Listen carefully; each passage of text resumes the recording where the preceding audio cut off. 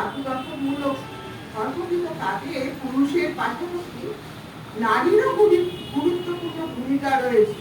বিদ্রোহী কবি নজরুল ইসলাম বলেছেন, কোন কালে একা হয়নি জয়ী পুরুষের তরবারি, প্রেরণা দিয়েছে, শক্তি দিয়েছে বিজয় লক্ষ্মী নারী।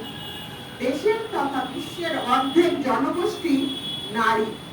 সুতরাং এই নারী সমাজকে দেশ গঠনের উল্লেখযোগ্য হাতিয়ার হিসেবে গড়ে তুলতে হবে। তবেই জাতি গঠনে তারা স্মরণীয় ভূমিকা রাখতে সক্ষম হবে।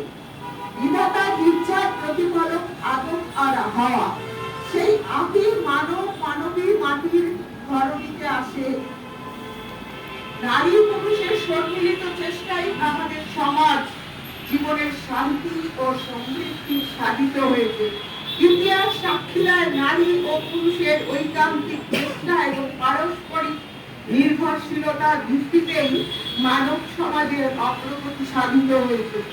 একটি দেশ শিক্ষা, সামাজিক, অর্থনৈতিক, সামরিক প্রভৃতি ক্ষেত্রে যত সমৃদ্ধ, সে দেশ তত শক্তিশালী ও সমৃদ্ধ। পৃথিবীর উন্নত দেশগুলোকে দিকে তাকালে আমরা দেখতে পাই তারা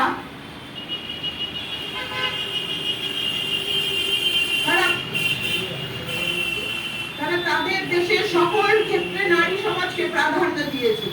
তারা সর্বক্ষেত্রে নারীর অংশগ্রহণ নিশ্চিত করেছে, যার সুফল তারা পেতে শুরু করেছে। অনেক নারীর প্রচেষ্টায় আমাদের দেশে নারী সমাজে কিছুটা পরিবর্তন হলেও এ পরিবর্তনের ধারাবাহিকতা ত্বরান্বিত করতে আমাদের সবাইকে এগিয়ে আসতে হবে।